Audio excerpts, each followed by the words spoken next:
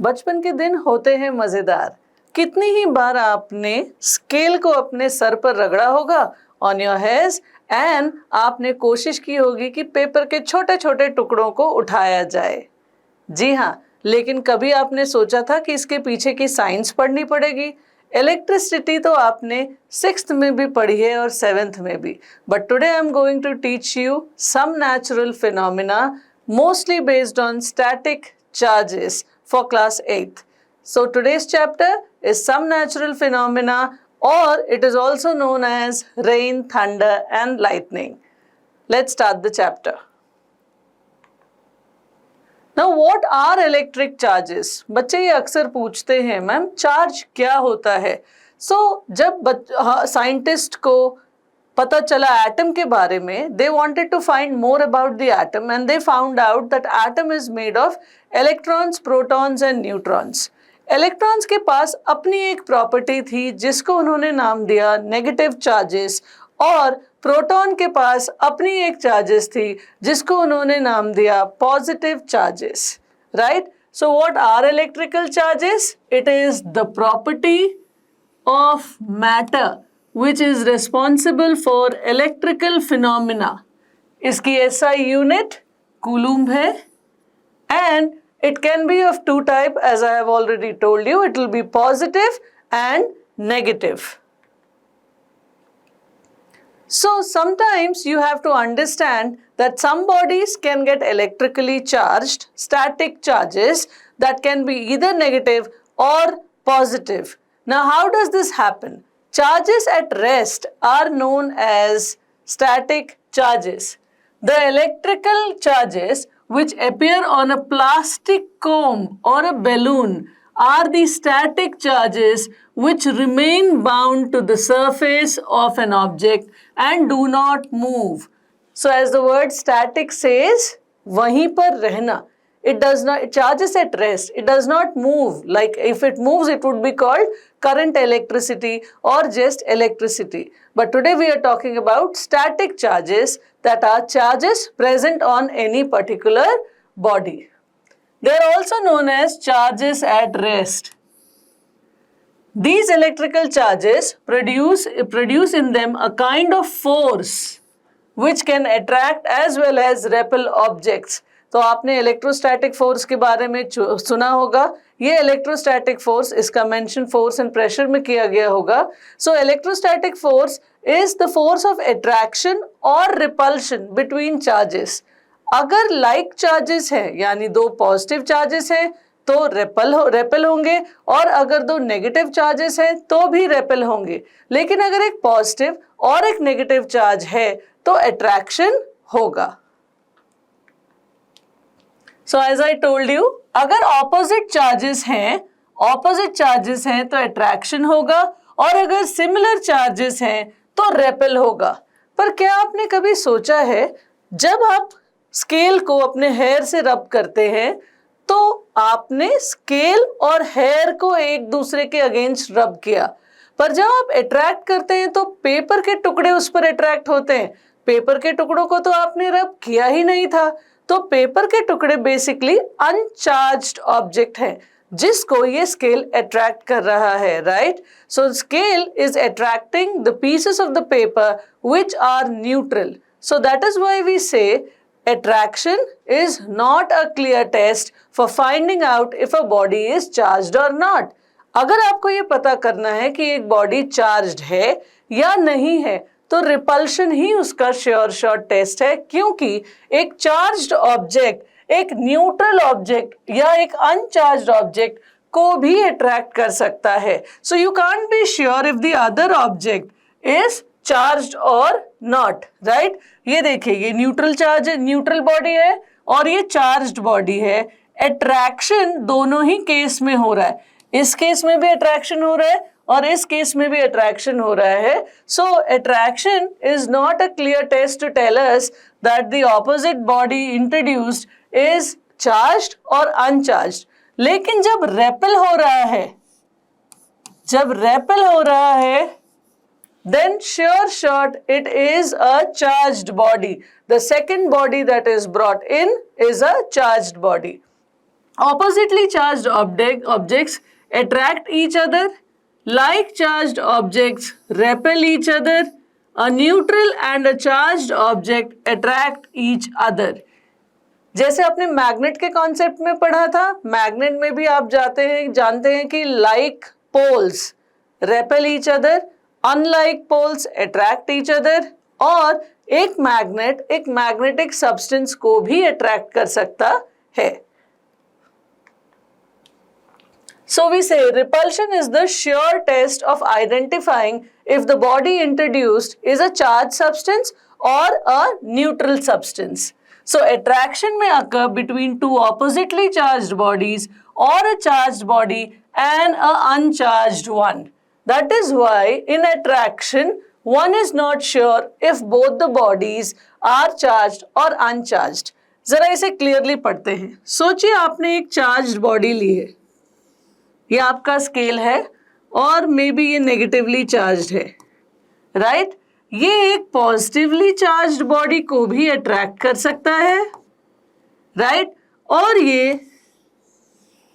एक neutral body जैसे bits of paper को भी अट्रैक्ट कर सकता है, राइट?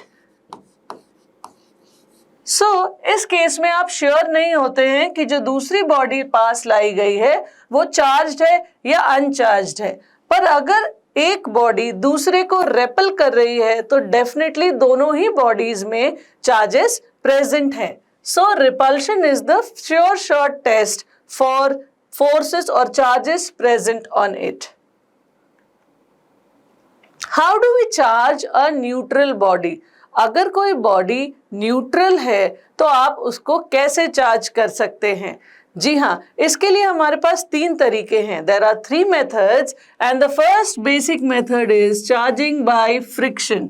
नाउ आपको ठंड लगती है तो आप अपने दोनों हाथों को रब करते हैं, right? So that is also kind of friction in action, but you have to concentrate that when you were rubbing the scale on your head, you were rubbing 2 surfaces and there is either loss or gain of electrons while you are doing it, right? आप जब friction apply करते हैं या 2 bodies को एक दूसरे के against रब करते हैं तो एक बॉडी से इलेक्ट्रॉन दूसरी बॉडी पर जा सकता है और इसीलिए उन पर पॉजिटिव या नेगेटिव चार्जेस आ जाते हैं. Charging an object by rubbing it with another object is called charging by friction. When you are rubbing 2 objects and there is transfer of electrons, then one body will get positively charged and the other will get negatively charged. Now let's look at it, right? Let us look at 2 objects, 2 random objects. Suppose this body is rubbed with the second body. The first body is rubbed with the second body and this body had some loosely bound electrons which kind of gets transferred on the other body. Now this body has less electrons and thus becomes positively charged.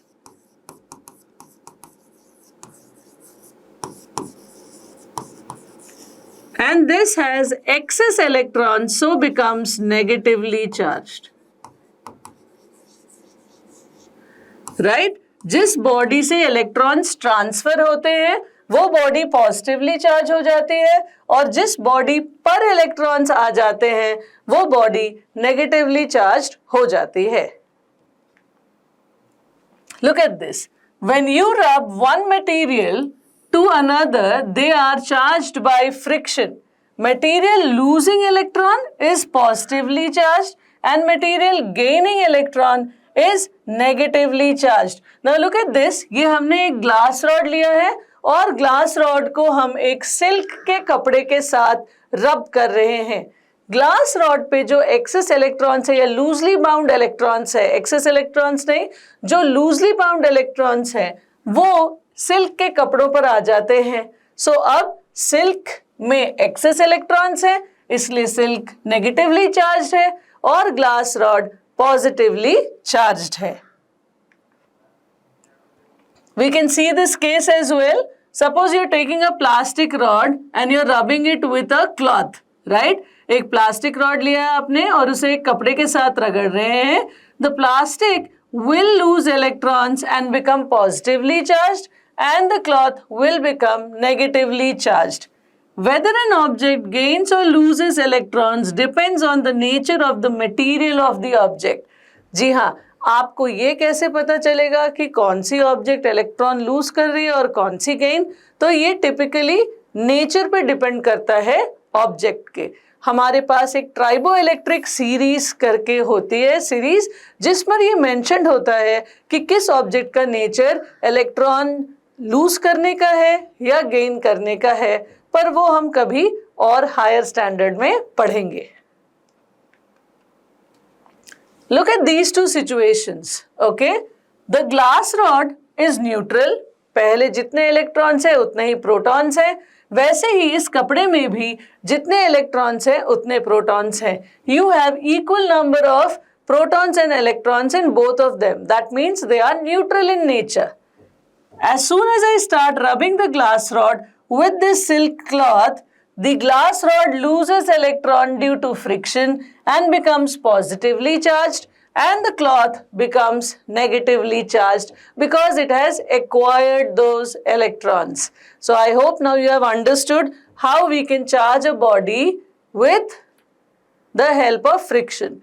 Let's just give it another explanation and understand it in terms of electrons.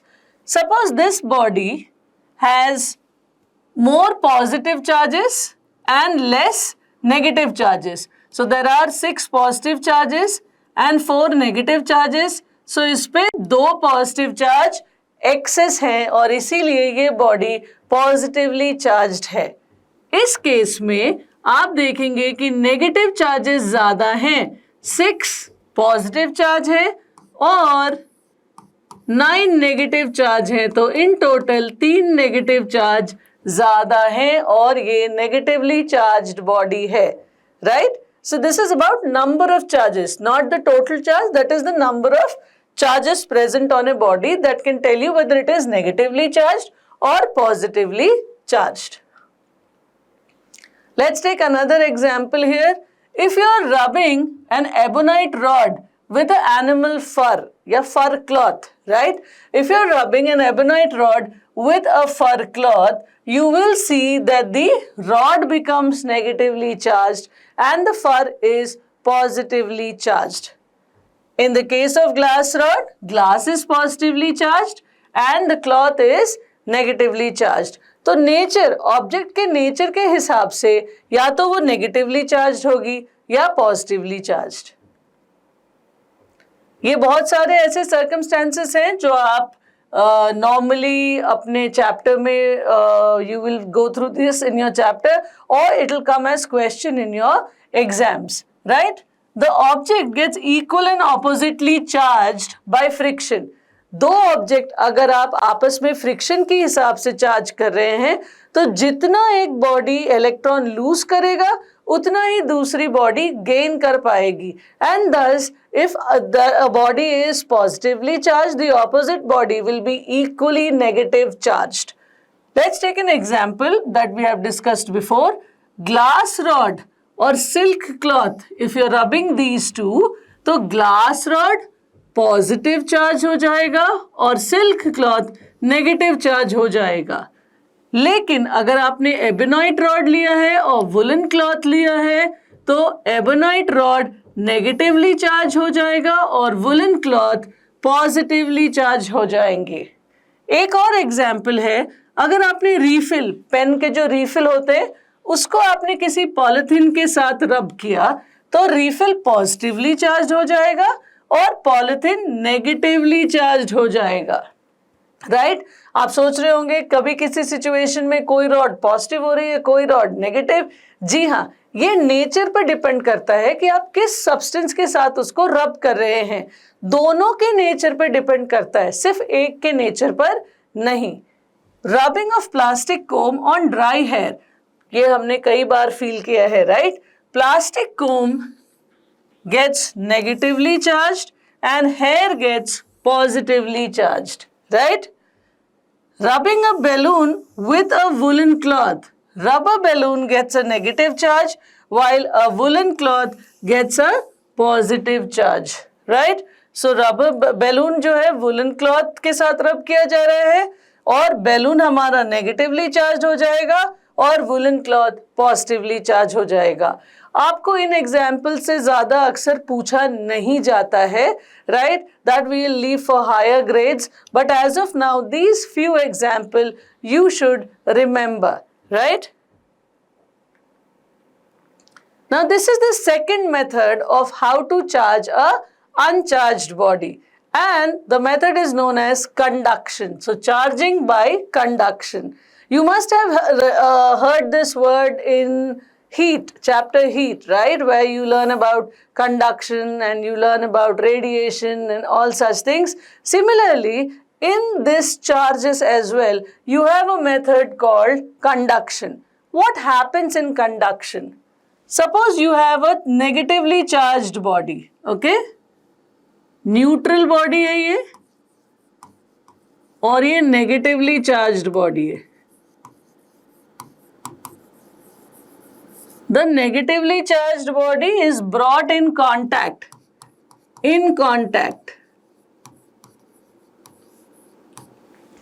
इस पे जो access charges हैं, कुछ access charge इस पर से इस metal body पर चले जाएंगे। सो अब इन दोनों पर सेम चार्ज आ गया। सो आपको दो बातें याद रखनी है। कंडक्शन में एक चार्ज्ड बॉडी एक अनचार्ज्ड बॉडी के साथ कांटेक्ट में लाई जाती है, बिना कांटेक्ट के ये नहीं हो सकता है, और दोनों ही बॉडी सेम चार्ज ऑब्टेन करेंगी, यानी दोनों ही नेगेटिवली चार्ज या दोनों ही पॉजिटिवली चार्ज होंगी। So let's see this. A negatively charged body is brought in contact with a neutral body, and this negatively charged body loses some electrons or shares some electron with this metal body, and both of them are acquiring the same negative charge, right? So now both of them are negatively charged. Charging a neutral object by touching it with a charged body is called charging by conduction. इसमें contact होना जरूरी है। The body being charged acquires the same charge as that of the charged body. The body being charged acquires the same charge as the body being charged. यानी दोनों पर ही negative charge आएंगे। Now, conduction में आपने दो bodies को contact में लाया था और दोनों पर सेम टाइप ऑफ चार्ज आ जाते हैं, लेकिन there is a third method called charging by induction. इसमें आपको दोनों बॉडी को पास तो लाना है पर आपको कांटेक्ट में नहीं लाना है। जैसे ये पॉजिटिवली चार्ज्ड बॉडी जब एक मेटल सरफेस के पास लाई जाती है तो नेगेटिव चार्जेस एक तरफ आ जाते हैं और पॉजिटिव चार्जेस दूसरी तरफ चले जाते हैं। इस पर आप ध्यान दीजिए, या आप ऐसे समझिए, if you bring a rod which is negatively charged, right, and you bring it in close proximity to a metal surface which had normal amount of charges, यानी इसमें ये न्यूट्रल बॉडी है, ठीक है, न्यूट्रल बॉडी है। अगर आप इसको काफी देर तक इसके पास रखेंगे, negative charges will attract positive charges and the negative charges will go further apart. फिर ये अगर आपने ऐसे ही कंटिन्यूड रखा और आपने इस बॉडी को अर्थिंग कर दी, यानी आपने रास्ता दे दिया नेगेटिव चार्जेस को बाहर जाने का, तो इस मेटल सरफेस में सिर्फ और सिर्फ पॉजिटिव चार्ज होगी, जो बिल्कुल ऑपोजिट होगा उस बॉडी के चार्ज का जो आप उसके पास लेकर आए थे। जैसे ये देखिए, body a is now negatively charged and body b is positively charged. So in induction you don't need to bring both the bodies in contact, you just need to keep it in close proximity and you will get opposite charge induced on the other body. Charging a neutral object by bringing a charged body near it but not touching it is called charging by induction. Not touching it, right? You're bringing it closer but not touching it. The body being charged acquires an opposite charge as that of the charged body. So, the body being charged acquires opposite charges. तो friction में आप रब कर रहे हैं दो bodies को और दोनों बॉडी ऑपोजिटली चार्ज्ड हो रहे हैं. सेकंड वाले में आप एक चार्ज्ड बॉडी को दूसरे बॉडी के साथ टच करवा रहे हैं ताकि शेयरिंग ऑफ चार्जेस हो जाए और दोनों ही बॉडी सिमिलर चार्ज्ड हो जाए. थर्डली, इंडक्शन में आप कांटेक्ट में नहीं ला रहे हैं दो बॉडी को, आप सेपरेट रख रहे हैं उनको पर पास पास रख रहे हैं ताकि दोनों बॉडी ऑपोजिटली चार्ज्ड हो जाए. Now, is there a device that can help us understand or find if a particular body is charged or not? Yes, we have a device called electroscope that tells us if a body has a charge or not. So, electroscope detects if a body is charged or not. Right? For example आप इधर देखेंगे ये एक brass disc है. इस electroscope में आप एक मेटल डिस्क, ब्रास डिस्क इस केस में है पर आप कोई एक मेटल डिस्क ले सकते हैं और एक बॉटल, ग्लास जार जिस पर आपने अच्छा सा इंसुलेटिंग प्लग लगा रखा हो उसके थ्रू एक मेटल रॉड जाएगी और यहाँ पर आपने मेटल लीव्स ले रखे हैं. क्या ले रखा है आपने? मेटल लीव्स ले रखे हैं. ये देखिए ये मेटल लीव्स हैं, राइट. यहाँ पर आप गोल्ड लीव्स ले सकते हैं या आप कोई भी नॉर्मल मेटल लीव्स ले सकते हैं. जब ये एक्सपेरिमेंट की गई थी बहुत साल पहले तब गोल्ड लीफ इलेक्ट्रोस्कोप लिया गया था, गोल्ड लीफ की बनी हुई, ताकि गोल्ड क्योंकि वो जल्दी रिएक्ट नहीं करता किसी और चीज़ों के साथ, हमारे इसमें बहुत अच्छा फंक्शन कर सके. लेकिन आप गोल्ड लीव्स के बदले कोई और नॉर्मल मेटल ले सकते हैं, जैसे एल्युमिनियम ले सकते हैं, राइट. सो आप देखें यहाँ पर एक मेटल डिस्क है, उससे कनेक्टेड एक मेटल रॉड है जो अंदर एक मेटालिक लीफ के साथ कनेक्टेड है, प्रेफरेबली गोल्ड. ठीक है. अब आप अगर यहाँ पर एक चार्ज्ड बॉडी लाते हैं, let me bring a negatively charged body here. So this negative charge will get transferred on both the leaves. ये जो नेगेटिवली चार्ज्ड बॉडी को हम कांटेक्ट में लेके आए हैं ये पूरा इस रॉड के थ्रू, कंडक्शन के थ्रू लीफ तक चली जाएंगी, मेटल लीफ तक, और दोनों लीफ अब डिफ्लेक्ट करेंगी, दूर भागेंगी एक दूसरे से, indicating that there are charges present on this body. So if you bring in a charged body closer to a metal surface, the charge will be transferred to the leaf, and because both the leaves have acquired the same charge, they will run away from each other or deflect from each other, indicating presence of charges. So what is an electroscope used for? It is used to detect and measure charges. It is used to detect and measure charge, right?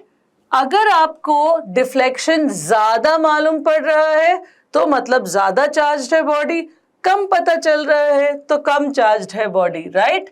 The nature of the charge कैसे पता चलता है? Electroscope, if the electroscope is charged with a positive body, okay, by a positive body, यानी आपने पहले electroscope के पास एक positive body आप कांटेक्ट में लाए थे, the leaves will be diverged position. तो लीव्स जो है उसके यूं दूर रहेंगे क्योंकि दोनों पर पॉजिटिव चार्ज है, right. The body to be tested is touched with the brass disc of the electroscope and the divergence of leaf is observed. अगर ऑलरेडी पॉजिटिव चार्ज प्रेजेंट है इलेक्ट्रोस्कोप पर और आपने दूसरी positive body disc, metal disc पर test की तो ये और ज्यादा डिफ्लेक्ट होंगे, इंडिकेटिंग कि सेम टाइप ऑफ चार्ज है, या वो कम डिफ्लेक्ट होंगे, इंडिकेटिंग कि वो दूसरी टाइप ऑफ चार्ज या नेगेटिव चार्जेस हैं। तो electroscope is a very simple device which tells you if there are charges present on a body. You can also find out the type of the charged body if you had known the charged body, the nature of the charged body that was brought in the first case. Right? अगर आपको पता है कि पहले आपने negative charged body लाई है तो आप सेकेंड चार्ज्ड बॉडी का नेचर जान सकते हैं. But mostly this device is used to understand if there are charges present on a body or not. Earthing, ये आपने टर्म बहुत बार सुना होगा, पर what is it used for?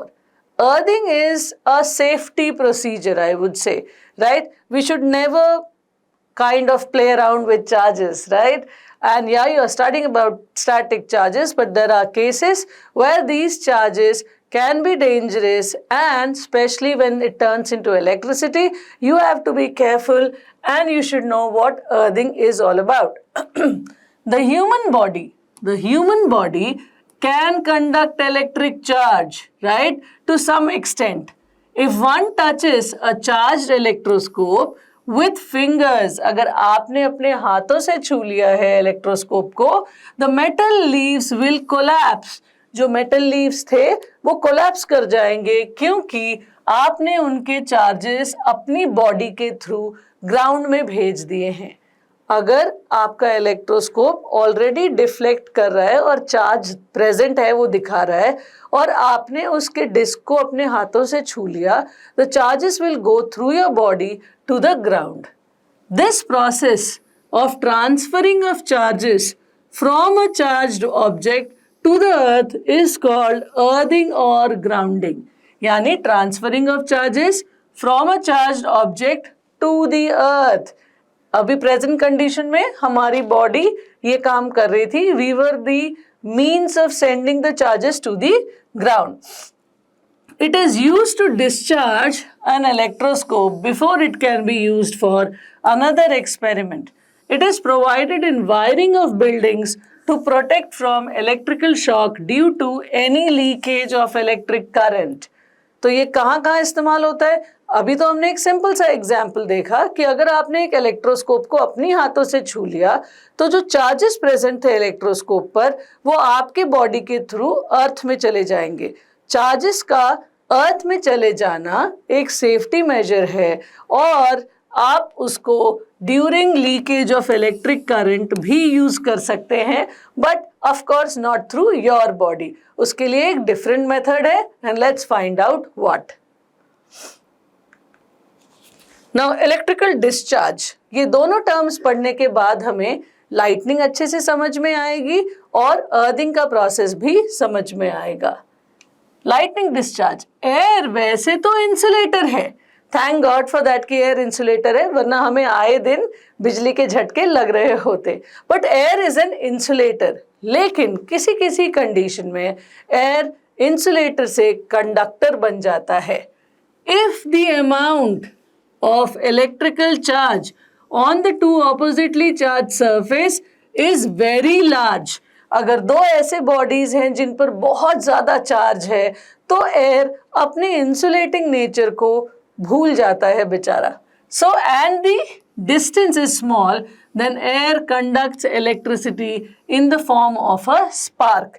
आपने कभी प्लग में चार्जर डालते वक्त देखा होगा हल्का सा स्पार्क, या कई ऐसे कंडीशन में हल्के स्पार्क्स देखे होंगे. वो क्यों होता है? Air actually is an insulator, but if you bring two charged bodies which have high charge on them and they are very close to each other, in such condition the spark is released, which is known as electric discharge. The passage of electric current in air due to movement of electric charges is called electric discharge. So the passage of electric current in air, यानी charges का current में move करना, air में move करना, right, charges का air में move करना is known as electrical discharge.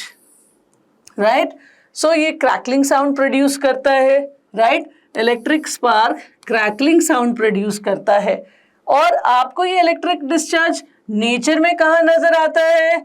तो पहले लाइटनिंग और थंडर, ये जो दो नेचुरल फिनोमिना हैं इसी वजह से होते हैं, right? And we will read more about it. ठीक है, lightning is the passing of charges and thunder, जैसे कभी आपने जब प्लग इन किया होगा अपने चार्जर को और एक क्रैकलिंग साउंड आई होगी हल्की सी, सोचिए एक छोटे वोल्टेज पे आपको जरा सी क्रैकलिंग साउंड आ रही है, जब लाइटनिंग पास होती है तो आपको जो साउंड सुनाई देता है उसे हम थंडर कहते हैं, right? Now I guess we are ready to understand how lightning occurs.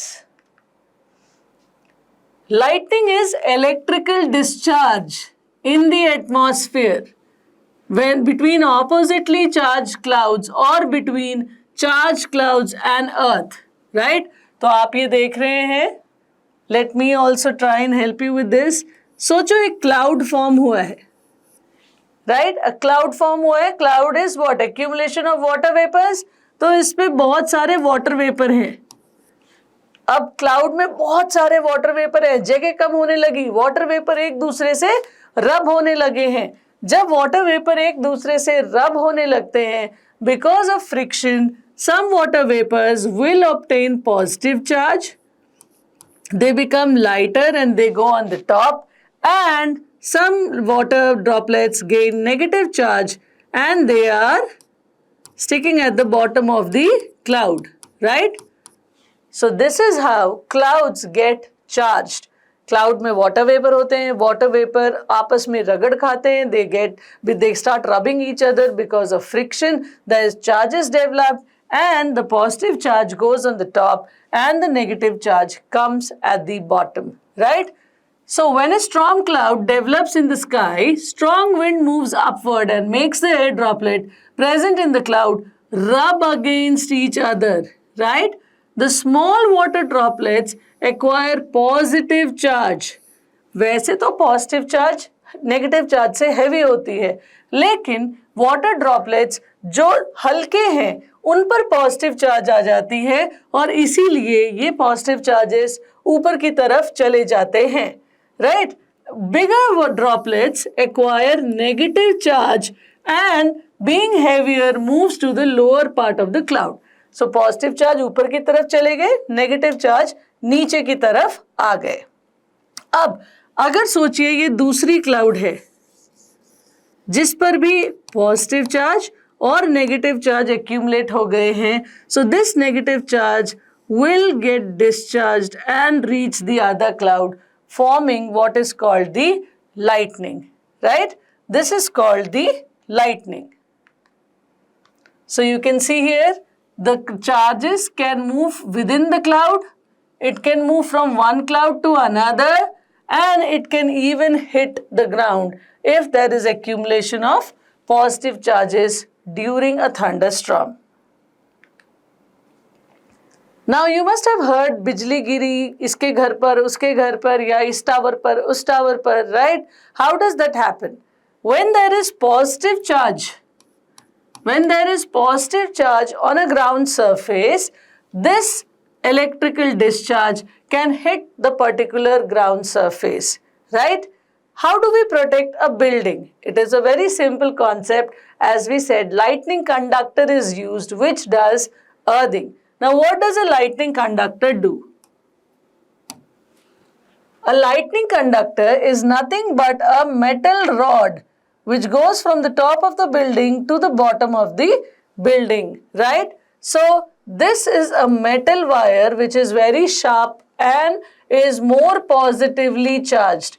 Thus, instead of hitting the building, the lightning will strike the metal rod.